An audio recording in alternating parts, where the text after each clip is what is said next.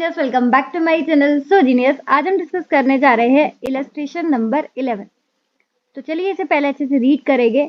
The ABC limited has the following balance sheet and income statement information. तो ABC limited जो company है उसका अपन को बैलेंस शीट और इनकम स्टेटमेंट गिवन है। ठीक है, बैलेंस शीट कब का है? As on 31 March 2021। Balance sheet में वही अपना लाइबिलिटीज और एसेट्स। लाइबिलिटी में है equity share capital, debt, retained earning, current liability. Asset side दे रखा है नेट फिक्स्ड एसेट्स और करंट एसेट्स। क्लियर? आगे देखते हैं इसका इनकम स्टेटमेंट। इनकम स्टेटमेंट में सेल गिवन है, ऑपरेटिंग एक्सपेंसेस जिसमें 60,000 का डेप है। डेप क्या होता है बताओ? फिक्स्ड या वेरिएबल? Fixed cost. आगे ईबीआईटी में से इंटरेस्ट गया, ईबीटी टैक्स, फिर आ जाएगा हमारा ईएटी। और देखते हैं क्या क्या दिया है। बस इतना ही कुछ गिवन है। आगे है क्वेश्चन की रिक्वायरमेंट। पहली, determine the degree of operating financial and combined leverage, यानी कि अपन को डीओएल, डीएफएल और डीसीएल तीनों कैलकुलेट करने हैं at the current sales level. ये जो सेल्स का लेवल था ना 3,40,000, इस पर अपन को डीओएल, डीएफएल और डीसीएल कैलकुलेट करना है। ठीक है, आगे दे रखा है इफ ऑल ऑपरेटिंग एक्सपेंसेस, जो भी अपन को यहाँ पर ऑपरेटिंग एक्सपेंसेस दे रखे थे जो कि था 1,20,000, other than depreciation are variable cost, वो पूरी की पूरी वेरिएबल कॉस्ट है सिर्फ डेप्रीसिएशन को छोड़कर। यानी कि 1,20,000 में से डेप्रीसिएशन आप छोड़ दो, डेप्रीसिएशन कितना था? 60,000, बाकी सब वेरिएबल कॉस्ट है। तो बाकी कितना बचा? बैलेंस भी 60,000 ही बचा। तो 1,20,000 में सिंपल में बोलूँ 60,000 आपका depreciation that is fixed cost है और 60,000 आपका वेरिएबल कॉस्ट है। ठीक है, खुद ही बोला उन्होंने डेप्रीसिएशन को छोड़ दो। ठीक, तो कर लेंगे कैलकुलेट डॉल, टीएफएल और DCL. Next, if total assets remain at the same level, बोल रहे हैं टोटल एसेट्स यही रहेगा बट सेल्स इंक्रीज बाय 20%, लेकिन जो सेल है वो 20% से बढ़ जाए। सेल अभी कितना है? 3,40,000, तो वो 20% बढ़ जाए, यानी कि 3,40,000 प्लस 20% हो जाए। एंड डिक्रीज बाय 20%, यानी कि 3,40,000 में से 20% कम हो जाए। ठीक है, तो सेल का करंट लेवल है 3,40,000, अगर उसमें 20% बढ़ जाए, एक तो ये सिचुएशन बन जाएगा और दूसरा 20% कम हो जाए।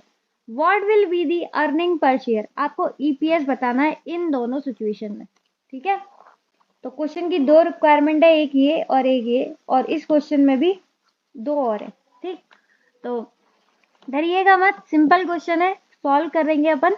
तो चलिए फटाफट से कॉपी और पेन निकालते हैं और इलस्ट्रेशन नंबर 11 को भी आसान बनाते हैं। तो कॉपी पर लिखिए लेवरेज का इलस्ट्रेशन नंबर 11। सॉल्यूशन का जो फर्स्ट रिक्वायरमेंट था वो था computation of DOL, DFL and DCL, operating leverage, financial leverage और कंबाइंड लेवरेज। ठीक है, इसको कैलकुलेट करने के लिए पहले हम एक स्टेटमेंट बनाएंगे जिसे हम कहते हैं इनकम स्टेटमेंट या फिर प्रॉफिटेबिलिटी स्टेटमेंट। ठीक है, ये पूरा वही बनाएंगे अपन जैसे क्वेश्चन में है, बस थोड़ा सा अलग रहेगा। वहां पर फिक्स्ड और वेरिएबल कॉस्ट को बाइफरकेट नहीं किया गया था, वो अपन कर देंगे। वेरिएबल कॉस्ट अलग लिखेंगे और फिक्स्ड कॉस्ट अलग, और इसको अपन ईपीएस तक लेकर जाएंगे। ठीक है, ताकि हमारा जो ये डीओएल, डीएफएल और डीसीएल है आसानी से कैलकुलेट हो जाए। तो सबसे पहले सेल्स अपन को गिवन था 3,40,000। वेरिएबल कॉस्ट बाइफरकेट करना है अपन को, 1,20,000 टोटल कॉस्ट थी जिसमें वेरिएबल कॉस्ट था हमारा 60,000 और फिक्स्ड कॉस्ट भी हमारा था 60,000। ठीक है, तो हमारा कंट्रीब्यूशन कितना आ गया? 3,40,000 में से 60,000 जाएंगे, ये आ गया 2,80,000। फिर इसमें से अपन 60,000 माइनस करेंगे तो ये आ जाएगा 2,20,000। ठीक है, यहाँ पर क्या आ गया हमारा? ईवीआईटी, और ये हमारा कंट्रीब्यूशन। ठीक, नेक्स्ट इंटरेस्ट कितना है गिवन था क्वेश्चन में? 60,000। सब कुछ 60,000 ही है क्या? तीनों चीजें 60,000 हो गई। ये आ गया 1,60,000 EBT। ठीक है, इस पर टैक्स रेट लगेगा, टैक्स रेट गिवन है क्या? टैक्स रेट गिवन नहीं है, लेकिन हमें वैसे ही पता है क्वेश्चन में 56,000, तो यहाँ पर आ जाएगा 56,000। टैक्स माइनस करेंगे तो अर्निंग बिफोर टैक्स में से टैक्स माइनस हो जाएगा, तो आ जाएगा earning after tax, that is 1 lakh. ठीक है, गलती कर दी क्या मैंने? अच्छा, सॉरी सॉरी सॉरी, 1,04,000 आएगा ना, 56,000 माइनस कर रहे हैं, 1,04,000 आ गया हमारा EAT। अब EPS कैलकुलेट कैसे होता है आपको फॉर्मूला पता होगा। अर्निंग आफ्टर टैक्स किस में बटेगी? शेयर्स में। तो नंबर ऑफ शेयर्स पर डिवाइड कर दोगे तो पता चल जाएगा एक शेयर पर कितनी कमाई हुई, that is earning per share. ठीक है, ये अर्निंग किसकी होती है? इक्विटी वालों की। तो बांट दो इनको नंबर ऑफ शेयर्स में। नंबर ऑफ शेयर्स कैसे पता चलेंगे? नंबर ऑफ शेयर्स कैसे पता चलेंगे? टोटल कैपिटल है 8 लाख इक्विटी और फेस वैल्यू है 10, तो ये हो गए 80,000। नंबर ऑफ शेयर्स कितने हो गए? 80,000। तो 1,04,000 जो अर्निंग है वो 80,000 शेयर्स में बटेगी, तो एक शेयर पर कितनी कमाई हो गई? 1.3। एक शेयर पर कितनी कमाई हो गई? 1.3। ये आ गया हमारा अर्निंग पर शेयर। ठीक है, बाकी हमारे पास कंट्रीब्यूशन, EBIT, EBT सब है, तो अपन यहाँ पर DOL कैलकुलेट कर लेते हैं। ठीक है, DOL कैलकुलेट करने के लिए क्या चाहिए अपन को? कंट्रीब्यूशन अपॉन EBIT, यही फॉर्मूला होता है, कंट्रीब्यूशन अपॉन EBIT। कंट्रीब्यूशन आया हमारा 280,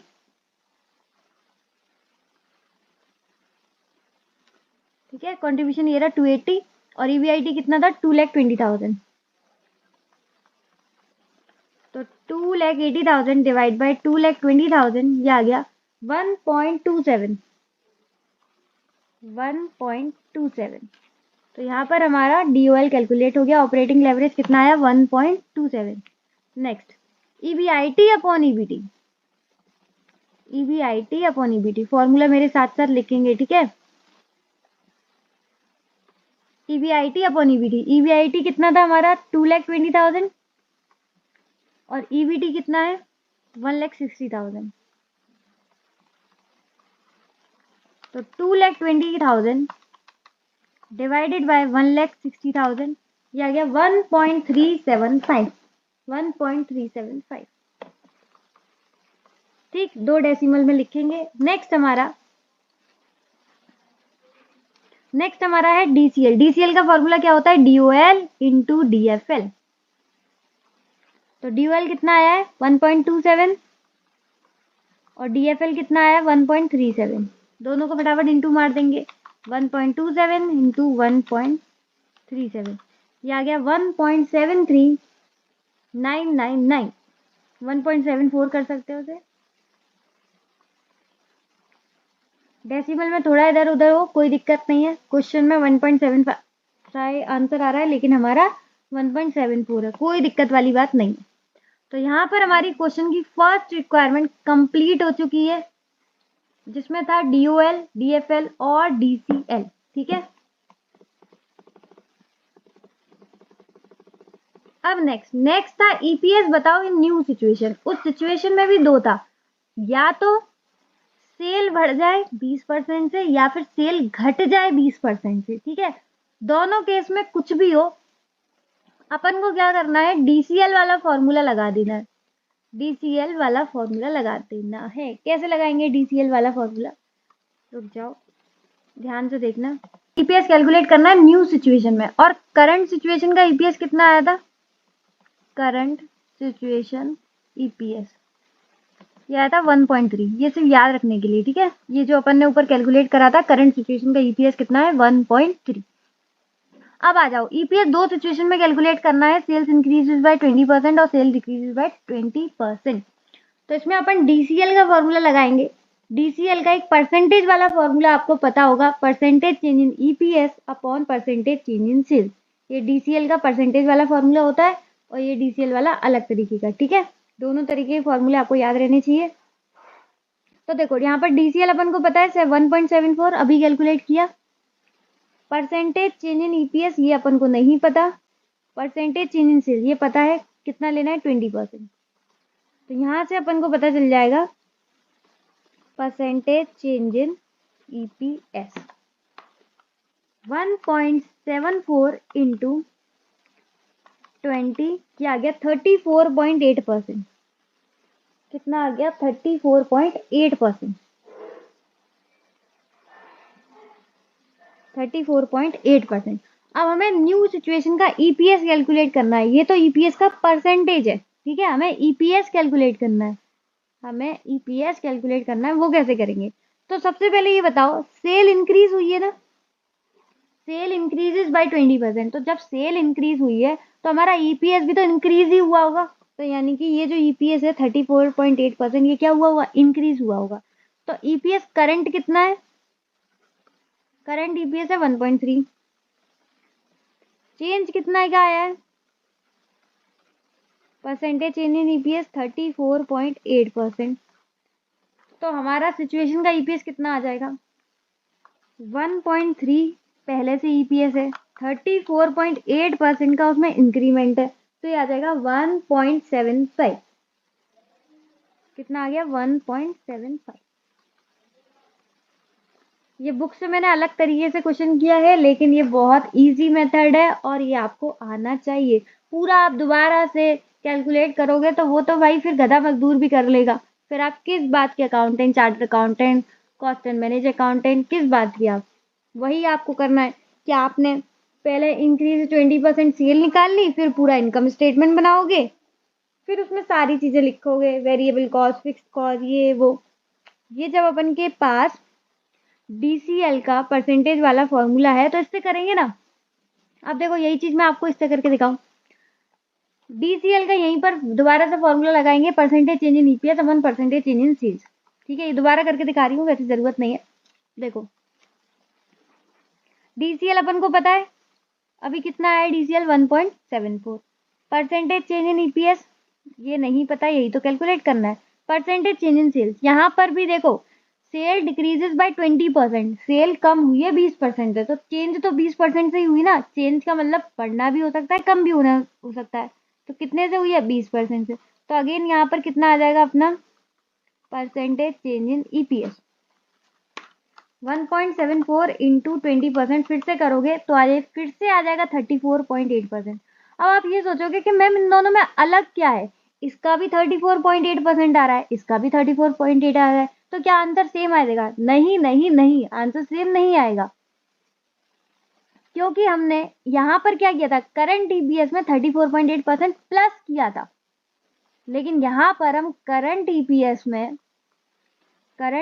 कितना था 1.3, याद रखने के लिए मैंने आपसे कहा था, भूल गए क्या? यहाँ पर हम percentage change in EPS plus नहीं करेंगे, माइनस करेंगे 34.8%। ऐसा क्यों हो रहा है? ऐसा इसलिए हो रहा है क्योंकि यहाँ पर सेल इंक्रीज हो रही थी 20% से। तो अगर सेल इंक्रीज हो रही है तो परसेंटेज चेंज इन EPS यानी कि EPS भी बढ़ेगा, इसलिए हमने प्लस किया था। ठीक है, लेकिन यहाँ पर सेल डिक्रीज हो रही है, इसी वजह से हमने यहाँ पर प्लस की जगह क्या करा है, माइनस करा है। इसे इरेजर से हटाई दूँ, आप लोग कंफ्यूज ना हो जाओ। तो यहाँ पर सेल डिक्रीज हुई है, इसी वजह से हमने माइनस किया है। ठीक है, तो देखो 1.3 हमारा करंट EPS है, 34.8% से अगर ये घट जाएगा तो ये आ जाएगा 0.8476। ये आ गया हमारा EPS। आप आंसर मिला सकते हो, बिल्कुल हमारा मॉड्यूल वाला ही आंसर आ रहा है 1.75 और 0.84, बिल्कुल सेम आ रहा है, कोई दिक्कत वाली बात नहीं है। और मुझे ये बताना आपको कौन सा सरल लगा मेथड और कौन सा दिमाग वाला स्मार्ट आंसर कौन सा लगा, जो हमारे इंस्टीट्यूट ने किया है, आपके इंस्टीट्यूट ने किया है, या फिर मैंने किया है। ठीक है, बताना जीनियस गर्ल का कैसा लगा सॉल्यूशन, आपको आसान लगा कि नहीं लगा। देखो क्वेश्चन में कुछ नहीं था, सबसे पहले जो भी सेल थी, कितना था सेल 3,40,000, उसके ऊपर आपको DOL, DFL और DCL कैलकुलेट करना था, वो मैंने आपको पहले कैलकुलेट करके दिखा दिया यहाँ तक। ठीक है, यहाँ तक कैलकुलेट करके दिखा दिया, और आपको एक इनकम स्टेटमेंट में मैंने फुल फ्लैज बनवा दिया जिसमें सेल से लेकर EPS तक पूरी कहानी थी। ठीक है, उसमें हमारा जो EPS आया था वो 1.3 आया था, यानी कि करंट लेवल का कितना हो गया EPS 1.3। फिर क्वेश्चन की जो सेकंड रिक्वायरमेंट थी वो ये थी कि आपको ईपीएस अलग सिचुएशन में बनाना है, और उसमें भी दो सिचुएशन थी, जब सेल इंक्रीज हो जाए 20% से या फिर जब सेल डिक्रीज हो जाए। तो बस आपको कुछ नहीं करना है, आपको डीसीएल का परसेंट वाला फॉर्मूला लगा देना है। परसेंट वाले में क्या होगा, परसेंटेज चेंज इन सेल्स तो आपको क्वेश्चन में गिवन है 20%, और डीसीएल आपने अभी अभी कैलकुलेट किया था, तो यहाँ से आपका परसेंटेज चेंज इन ईपीएस आ जाएगा, जो कि दोनों क्वेश्चन में सेम आएगा, क्योंकि दोनों क्वेश्चन में जो चेंज आ रहा है सेल में वो दोनों में 20% से ही आ रहा है। इसी वजह से दोनों में 34.8%, 34.8% आया है। बस आपको ध्यान ये रखना है कि जब सेल बढ़ रही है तो ईपीएस भी बढ़ेगा, that's why we have to add, और जब सेल घट रही है तब ईपीएस भी घटेगा, that's why we have to minus. ठीक है, तो कब आपको ऐड करना है, कब आपको सब्सट्रैक्ट करना है, ये आपको पता रहना चाहिए। जब सेल बढ़ रही है तो ऐड, और घट रही है तो माइनस। क्लियर? तो उम्मीद है आपको अब एकदम अच्छे से क्लैरिटी आ गई होगी। अभी भी कोई डाउट है तो क्वेश्चन कि छोटे से छोटे डाउट भी मुझे कमेंट सेक्शन में बताइए, कोई आपका डाउट रहना नहीं चाहिए। लेवरेज चैप्टर आपका A1 होना चाहिए, आपके कट टू कट क्वेश्चन आता है, पूरे मार्क्स आने चाहिए। ठीक है, इसलिए अच्छे से कीजिएगा, ये स्किप मत करना चैप्टर। और आज के लिए बस इतना ही। कमेंट में अपना फीडबैक जरूर दे दीजिएगा। If the video is helpful for you, hit the like button, share video with others if it deserve. And साल की ये आखिरी वीडियो है 31 दिसंबर 2023, और आज हमारी 444 वीडियोस भी कंप्लीट हो जाएंगे। एंड अगर अब तक आपने सब्सक्राइब नहीं किया तो फटाफट कर दो, इस तरीके का कंटेंट और भी आता रहेगा। इसी के साथ इसी तरीके से खुश रहिए, मुस्कुराते रहिए। मिलते हैं नेक्स्ट वीडियो में, तब तक के लिए बाय बाय। मेरा गला बैठ गया। Be happy always.